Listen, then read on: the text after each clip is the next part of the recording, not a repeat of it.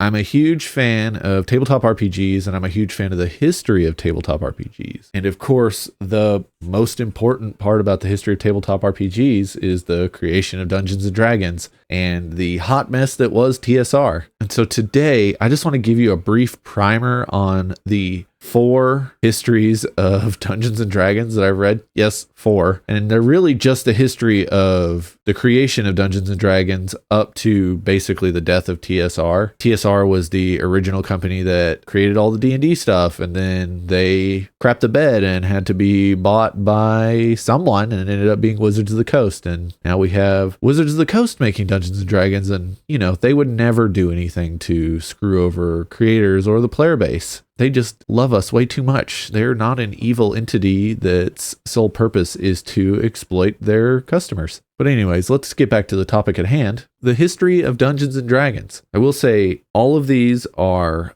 fantastic, but each one kind of does its own thing a little differently. And we go from very narrative driven and just kind of like a overview of the history of Dungeons and Dragons down to these are being written by academics. The first one that also happens to be the first I ever read was Of Dice and Men, the story of Dungeons and Dragons and the people who play it. Now this one is cool because you have the beginning of each chapter is kind of the Dungeons and Dragons game that the author was playing in for like the longest time. And it's really weird because it's not traditional D&D. It's just cool. I think it was on the 3.5 rule set mixed with like D20 Modern, I think. It's really interesting. So you get these little stories in each chapter. You also get the author's experience with Dungeons and Dragons throughout the history of it, followed by an overview of the history of D&D and the creation and all that, and following Gary Gygax and everything. And so this one is very entertaining, and it's a great way to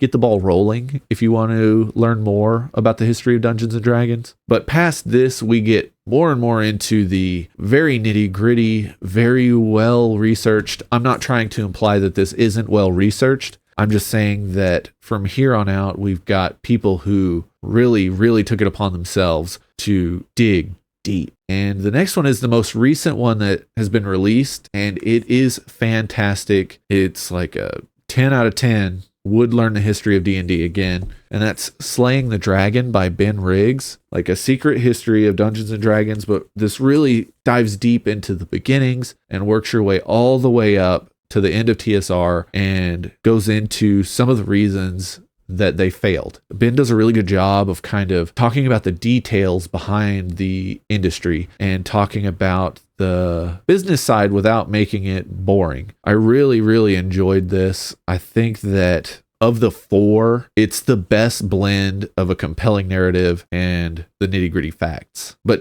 none of these are better or worse than one another. They're all great books. The next one is Empire of Imagination, Gary Gygax and the Birth of Dungeons and Dragons. This is more of a biography of Gary Gygax. And when I said we're creeping into academia, Michael Whitwer originally wrote pieces of this for his master's thesis. So this thing's very good. You get just a lot more of Gary Gygax and him as a person and seeing how that influenced his creation of Dungeons and Dragons. And it's just so fascinating. Like, his life was wild. I mean, he created a new medium that people use to get together and tell stories. Yes, he co-created it. He's not the sole creator, but he's the one that everyone looks at when they think about Dungeons and Dragons. And so for there to be such a wonderful biography about his life, it's just fascinating. And it's one of those things I talk about in my other video about the Gilded Age. It's just one of those things where it's at a slightly different angle approaching the same topic, and it allows you to broaden your understanding of the topic you're researching. And in this case, the history of Dungeons and Dragons. Now, the last one, this one is written by John Peterson, published by MIT Press. We've got Game Wizards, The Epic Battle for Dungeons and Dragons. This one is, oh, look at that. This has Joe Manganiello as a blurb on the cover. Let's see what Joe had to say about it. John set straight the canon of the tragic history of how Dungeons and Dragons and TSR were ripped from the very grasp of the man who dreamed them up. He makes a very good point with that. This book covers a lot of the political maneuvering and the behind the scenes scheming and stuff. John Peterson has a history of tabletop gaming called Playing at the World, and that book doesn't exist in physical copies. I've never seen one. The ones on eBay are hundreds of dollars. And so the only way to read it is pirated digital versions, which, you know, it drives me insane when the only way you can get a book is by stealing it. But I have heard that there are rumors that there's going to be a second edition, which would be great because you'll have updates, all sorts of good stuff. I will be buying it the second it is announced. So let's hope that happens. But for now, let's focus on Game Wizards. Like I said, there's a lot more of the internal dysfunction of TSR in this, and you're getting this written from the perspective of an academic. Like with Slaying the Dragon,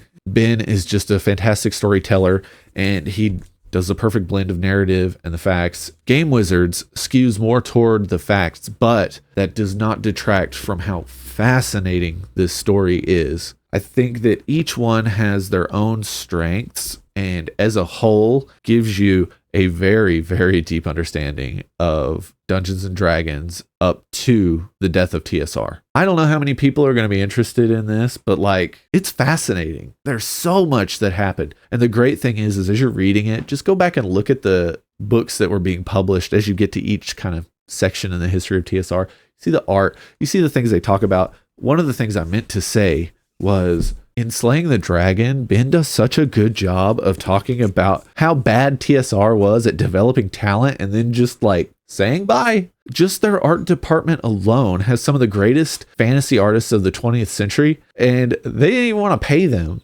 they were just like, oh yeah, cool.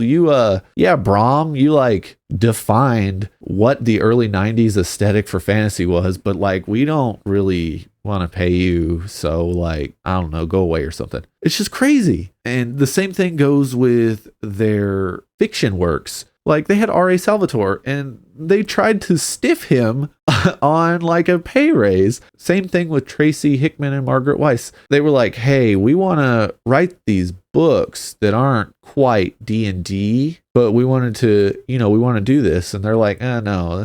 They're like, we don't want anything to do with that. And then they found out how much authors really make outside of working for TSR, and they were like, oh, looks like we're done here. They had such a great thing going for them, and that's one of the things he talks about later in the book. Like, I know I'm jumping around, but we're just kind of talking here.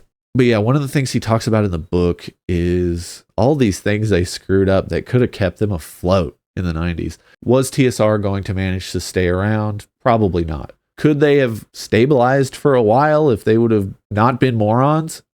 Probably. The severe lack of communication in that company shines through in like all of these books. If any of you are interested in them, let me know in the comments. I'd love to talk about them. Here's a fun thing. I ordered this on eBay because I couldn't find a new hardcover. And I wanted a hardcover. Not only did this end up being a first edition, first printing, it's signed. I don't know who ships off a signed book, but I picked it up on eBay for like $6. I'm gonna look for more stuff from Michael Whitworth because I would love to buy a new book and give him some money. But anyways, thanks for watching this. I hope that some of you enjoyed my dive into the history of the books of the history of Dungeons and Dragons. Thanks for watching. I'll see you next time.